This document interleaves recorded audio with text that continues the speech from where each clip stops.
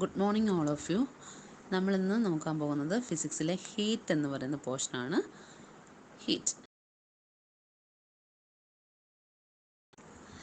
Heat heat എന്ന് പറഞ്ഞാൽ എന്താണ്?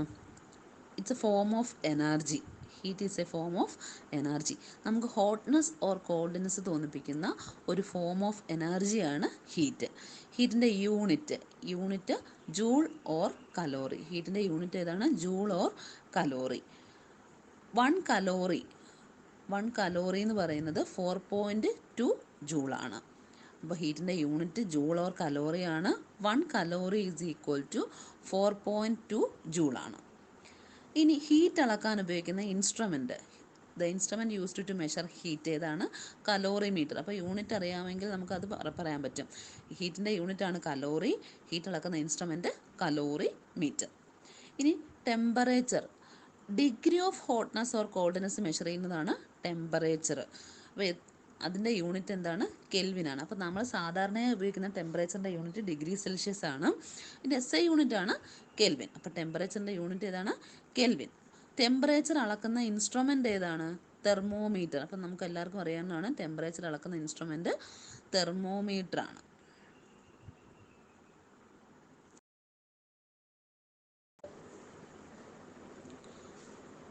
നോർമൽ ഹ്യൂമൻ ബോഡി ടെമ്പറേച്ചർ എത്ര ഡിഗ്രി സെൽഷ്യസ് ആണ്? 37 ഡിഗ്രി സെൽഷ്യസ് ആണ്. അപ്പോൾ അത് കെൽവിനിലെ വാല്യൂവും ഫാരൻഹീറ്റിലെ വാല്യൂവും കൂടെ നോക്കി വെച്ചേക്കുക. 37 degree Celsius 310 kelvin or 98.6 Fahrenheit. Normal human body temperature സെൽഷ്യസിൽ 37, കെൽവിനിൽ 310, ഫാരൻഹീറ്റിൽ 98.6. ഫ്രീസിങ് പോയിൻ്റ് ഓഫ് ഐസ്, ഇത് കഴിഞ്ഞ പ്രാവശ്യം ചോദിച്ച ക്വസ്റ്റൻ ആണ്. Freezing point of ice 0 degree Celsius ആണ്. ഫ്രീസിങ് പോയിൻ്റ് ഓഫ് ഐസ് എത്ര ഡിഗ്രി സെൽഷ്യസ് ആണ്? 0 ഡിഗ്രി സെൽഷ്യസ് ആണ്. Boiling point of water 100 degree Celsius ആണ്. ഇനി boiling point of water inside the pressure കുക്കറിന് ഉള്ളിൽ 120 ഡിഗ്രി സെൽഷ്യസ് ആണ്. ബോയിലിംഗ് പോയിൻ്റ്, പ്രഷർ കൂടുമ്പോൾ ബോയിലിംഗ് പോയിൻ്റ് കൂടും. അപ്പോൾ പ്രഷർ കുക്കറിനുള്ളിൽ പ്രഷർ കൂടുതലാണ്. അപ്പോൾ ബോയിലിംഗ് പോയിൻ്റ് കൂടുതലായിരിക്കും, 120 ഡിഗ്രി സെൽഷ്യസ്. അബ്സല്യൂട്ട് സീറോയുടെ വാല്യൂ ഓഫ് അബ്സല്യൂട്ട് സീറോ എത്രയാണ്? -273 ഡിഗ്രി സെൽഷ്യസ് ആണ്, അല്ലെങ്കിൽ 0 കെൽവിൻ ആണ്. അപ്പോൾ അബ്സല്യൂട്ട് സീറോയുടെ value -273 degree Celsius or 0 kelvin.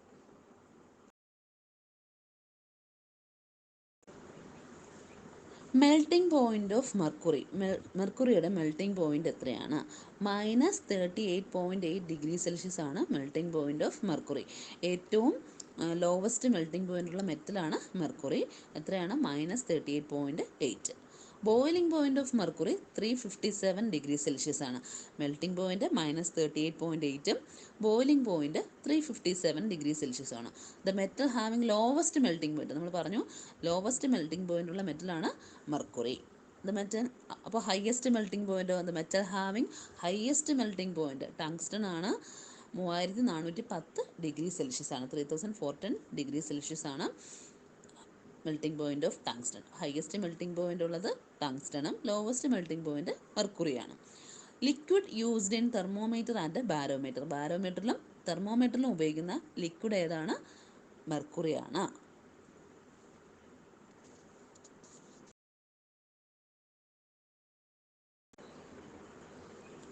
അടുത്ത പോർഷൻ ന്യൂക്ലിയർ ഫിസിക്സ് ആണ്. ഫാദർ ഓഫ് ഫിസിക്സ് എന്ന് ചോദിച്ചാൽ ഗലീലിയോ ആണ്. Galilei. Father of modern physics ആണെങ്കിൽ Albert Einstein. Father of physics Galileo, father of modern physics Albert Einstein, father of nuclear physics Rutherford. മൂന്നും കൂടി തിരിഞ്ഞു പോകരുത്. Father of physics Galileo, father of modern physics Albert Einstein and father of nuclear physics Rutherford. ഇനി nuclear എനർജിയെ രണ്ടായിട്ട് തിരിക്കാം. 2 ടൈപ്പാണ്, nuclear ഫിഷനും ന്യൂക്ലിയർ ഫ്യൂഷനും.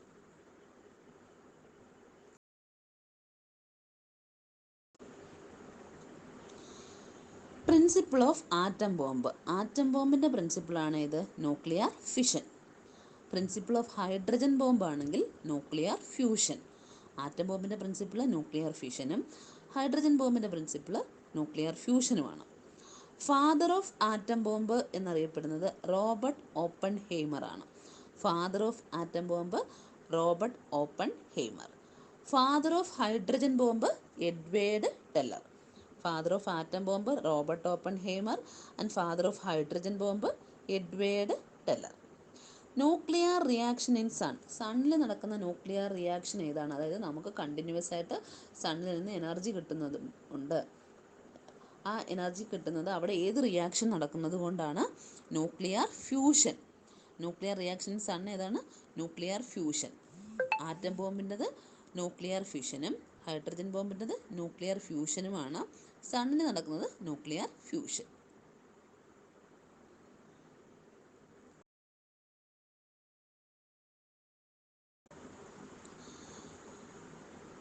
ന്യൂക്ലിയർ ഫിഷൻ രണ്ട് ടൈപ്പാണ്.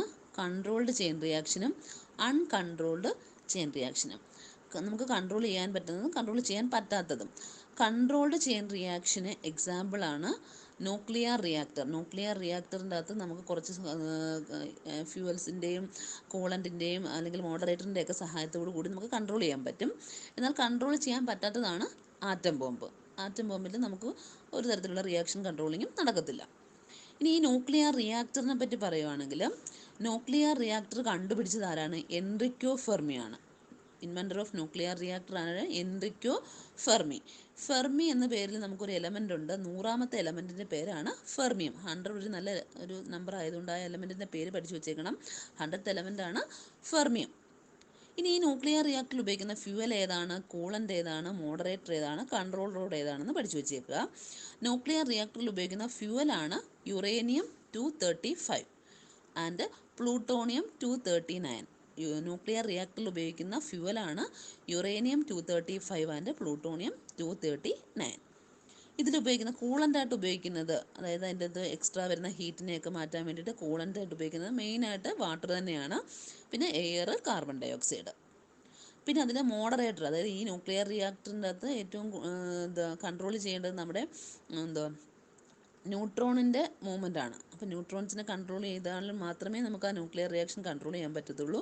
അതിൻ്റെ അകത്ത് അതിന് വേണ്ടിയിട്ട് ഉപയോഗിക്കുന്നത് മോഡറേറ്ററായിട്ട് ഉപയോഗിക്കുന്നത് D2 ആണ്, ഹെവി വാട്ടർ. Deuterium oxide. അപ്പോൾ മോഡറേറ്ററായിട്ട് ഉപയോഗിക്കുന്നത് ഹെവി വാട്ടർ ആണ്, അല്ലെങ്കിൽ D2. ഇനി കൺട്രോൾ റോഡായിട്ട് ഉപയോഗിക്കുന്നത് ഏതാണ്? കാഡ്മിയം. അപ്പോൾ ഇതെല്ലാം ജസ്റ്റ് ഒന്ന് നോക്കി വെച്ചിരിക്കുക. Fuel, coolant, moderator, control rod. Fuel uranium 235 plutonium 239. Coolant water, air and carbon dioxide. Moderator heavy water or D2O. Control rod cadmium.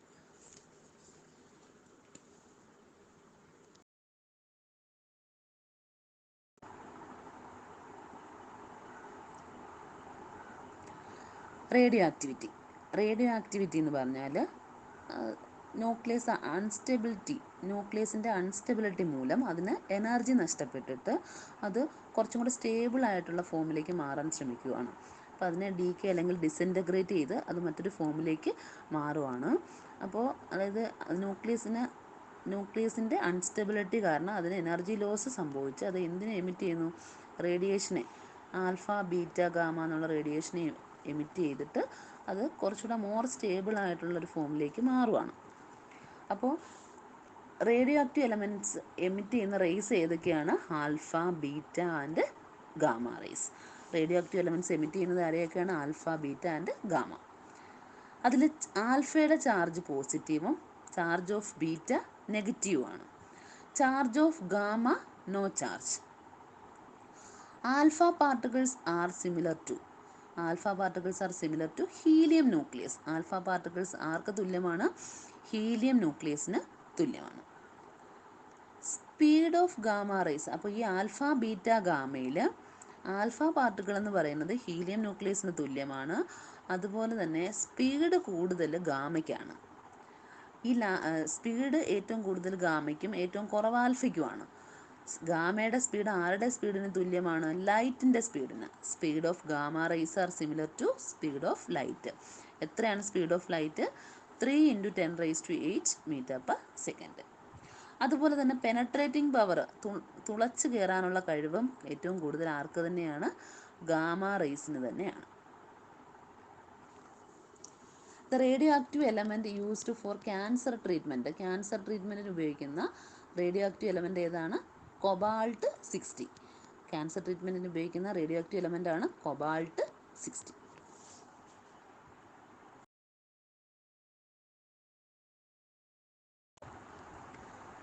Electromagnetic സ്പെക്ട്രത്തിൻ്റെ ഓർഡർ എങ്ങനെയാണ്? Gamma, X-ray, UV, visible, IR, microwave and radio wave. അതിൽ gamma റേസിനെ പറ്റി നമ്മൾ പറഞ്ഞു. ഗാമയ്ക്ക് charge ഇല്ല. Penetrating പവറും സ്പീഡും കൂടുതൽ ആർക്കാണ്? ഗാമയ്ക്കാണെന്നും അതുപോലെ തന്നെ സ്പീഡ് ലൈറ്റിൻ്റെ സ്പീഡിന് തുല്യമാണെന്നും നമ്മൾ നേരത്തെ പറഞ്ഞു. ഇനി എക്സ്റേ പറ്റി പറയുകയാണെങ്കിൽ എക്സ്റേ കണ്ടുപിടിച്ചത് ആരാണ്? William Roentgen. ആദ്യമായി നോബൽ കിട്ടുന്നത് വില്യം റോഞ്ചനാണ്, എക്സ്റേ കണ്ടുപിടിച്ചതിനാണ്. ഇപ്പോൾ ഫസ്റ്റ് ഇൻവെൻറ്റർ ഓഫ് എക്സ്റേ ആരാണ്? William Roentgen. X ray cannot penetrate through, x ray കടന്നു പോകാത്തത് ഒന്ന് ബോൺസ് ആണെന്ന് നമുക്കറിയാം. എക്സ്റേ കനോട്ട് പെനട്രേറ്റ് ത്രൂ ലെഡിലൂടെയും എന്ത് കടന്നു പോകത്തില്ല? എക്സ്റേ കടന്നു പോകത്തില്ല. അടുത്ത operating voltage of x ray. Operating voltage of x ray എത്രയാണ്? 10,000 വോൾട്ടാണ്. 10,000 വോൾട്ട്.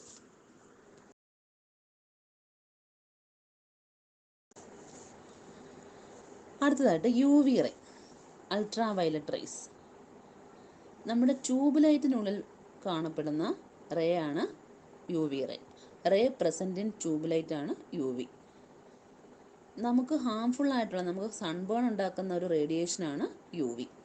അതിൽ നിന്ന് നമ്മളെ സംരക്ഷിക്കുന്നത് ആരാണ്? ഓസോൺ ആണ് നമ്മളെ സംരക്ഷിക്കുന്നത്. Ozone protects us from UV.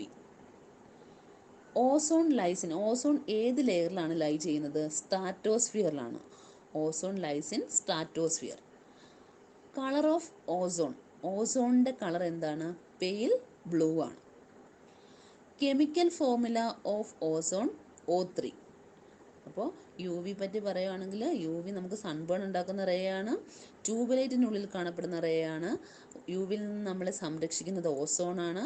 Ozone സ്ട്രാറ്റോസ്ഫിയറിലാണ്. അതിൻ്റെ കളർ പെയിൽ ബ്ലൂ ആണ്.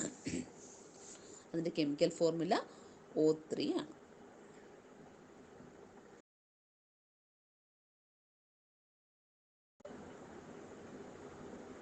അടുത്ത വിസിബിൾ റേസ്. നമുക്ക് കണ്ണുകൊണ്ട് കാണാൻ പറ്റുന്ന റേ ആണ് വിസിബിൾ റേ.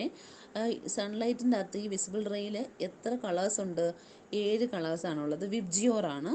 7 കളേഴ്സാണുള്ളത്. അതിനകത്ത് പ്രൈമറി കളർ എന്നറിയപ്പെടുന്നത് ആരെയാണ്? Red, green, blue. അടുത്തത് IR റേ ആണ്. IR infrared raise. Infrared raise കണ്ടുപിടിച്ചത് വില്യം ഹെർഷലാണ്. ഇൻഫ്രാറെഡ് റേസ് കണ്ടുപിടിച്ചത് ആരാണ്? William Herschel. ഇനി ഇത് എവിടേക്കാണ് ഉപയോഗിക്കുന്നത്? യൂസ്ഡ് ഇൻ TV റിമോട്ടിൽ ഉപയോഗിക്കുന്നത് IR ആണ്. Night visionary equipment. അപ്പോൾ നൈറ്റ് വിഷന് വേണ്ടി ആർമിയിലും ഒക്കെ ഉപയോഗിക്കുന്നൊരു എക്യുപ്മെൻ്റ് ആണ്. അതിൻ്റെ അകത്ത് ഉപയോഗിക്കുന്നത് IR റേ ആണ്. Long sight photography. ഇതിന് വേവ് ലെങ്ത് കൂടുതലായതുകൊണ്ട് ലോങ് സൈറ്റിൽ എടുക്കേണ്ട ഫോട്ടോഗ്രാഫിയിലൊക്കെ ഉപയോഗിക്കുന്ന റേ ഇതാണ്, IR ആണ്. പിന്നെ ഒരുപാട് പഴയ എഴുത്തുകൾ വായിക്കാൻ, to read old written materials read ചെയ്യാനും IR റേസ് ആണ് ഉപയോഗിക്കുന്നത്. അപ്പോൾ IR റേസ് കണ്ടുപിടിച്ചത് വില്യം ഹെർഷൽ. എവിടേക്കാണ് ഉപയോഗിക്കുന്നത്? TV remote, used in night visionary equipment, long sight photography and to read old written materials.